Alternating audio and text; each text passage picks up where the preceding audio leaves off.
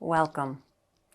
It's common for grievers to feel like they should grieve by themselves, so they may tend to isolate. We think we shouldn't burden others with our pain, or we don't want to bring other people down. We can feel like others don't want to see our grief, or they just don't get it, so they aren't safe enough to share it with. Have you thought any of those things? There's lots of reasons why we feel like this, and we feel like we have to do this grief journey alone. Just think how happy people are when they think we're doing okay. That just reinforces the idea that we need to act fine and suffer our grief privately. My friend, private moments with your grief are important. And for me, that was where I really let my pain and despair out, where I was sobbing on the floor, making sounds I never imagined I could, slamming my body against the wall, saying, "This is just too much." Those were my private moments, and they were part of healthy grieving. But community and witness are important for us too, and it can be a real comfort and validation that we desperately need. So how are we going to get this for you? If you can even find just one person in your life that you can share your heart with, your negative emotions and pain, that would be wonderful. Tell them you just need them to companion you. Be very clear. They don't need to fix it. They're not supposed to. They don't have to offer any advice. They just need to be a listening ear. And if you have more than one person that can do this for you, that's even better. But we do need to be cautious about dumping too much on someone continually, as our pain can be really heavy and it can overwhelm them, especially over time. So yes, I'm saying you do want to find someone, ideally a friend, who could do that. But we do also want to make sure that we have other ways to connect and feel supported, so we don't depend on them for everything. So what other ways and other sources do you have to get that connection and support? And if you don't have a friend that you can share with, that's okay, because you can use these resources too. There are so many options for grief support out there. We just need to find the right one for you. You could look on Facebook and search for a grief group there. There's lots of pages where you can share. It could be an online or in-person support group. There are groups for all losses or groups that are based specifically to a type of loss, like losing a child, a spouse, or someone to suicide. Being with people who can understand and relate to you can feel so good. For me, it was a really safe place where I could be authentic. They got me in a way that my friends, who were wonderful, just couldn't. Mind you, lots of times I cried all the way home.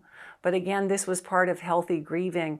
But I'd had a connection where I could just let everything go in such a safe place with people who got it. It's really good for me. We have all sorts of resources listed in this program, so please check them out and see what might appeal to you.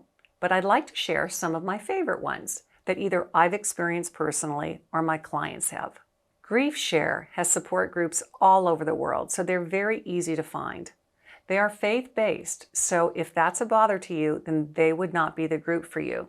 But you can join GriefShare anytime. I think it's like a 13-week series, but you can come in at any time. All you pay for is the workbook. And I always tell people, if you try a group out and you don't like it, go to another group, because they're all different, but the content is the same. It's nice to find a group that you connect with. They also have a great daily email of encouragement that you can sign up for. On their website, they will send you an email a day for 365 days. I loved their emails. And GriefShare is for the loss of anyone in your life. It's not necessarily a specific loss. If you've lost a child or a sibling, my favorite organization is Compassionate Friends, and they have groups everywhere as well. If you've lost a spouse, I love Soaring Spirits, which has all sorts of online support groups and resources. They even have groups specific for how you lost your spouse, like sudden death or cancer. They have a wonderful event called Camp Widow that is held in multiple locations throughout the year that I've had the privilege of speaking at. It's a great organization. Maybe none of these things appeal to you right now, and that's okay, but it may down the line. So I just want you to know what's available to you. I was in a support group a few weeks after my husband died. I wanted it right away, but many of my clients didn't want something like that early on. You will know when the right time is for you, if it ever will be. If you are comfortable with friends, family, or a support group, maybe you could consider a counselor. That can be a very safe place for you to be able to pour your heart out, and you don't have to worry about holding anything back.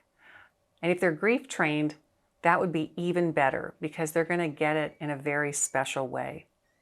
There's nothing wrong with seeing a counselor so you have someone safe to share with. So here's the important point. Though some of your grief moments will be and should be private, this is not a journey that was meant to be done alone. And having people to share your grief with is an important part of the healing process. And it can be multiple ways: a friend, a support group, a counselor. It can be a combination. So here's your stepping stone questions. Is there anyone in your life that you can share your painful emotions with? If not, what could you do to establish connection? Would it be reaching out to a friend or a counselor, joining an in-person or online support group or community? If you have no idea where to start looking for support, please check out our resource page.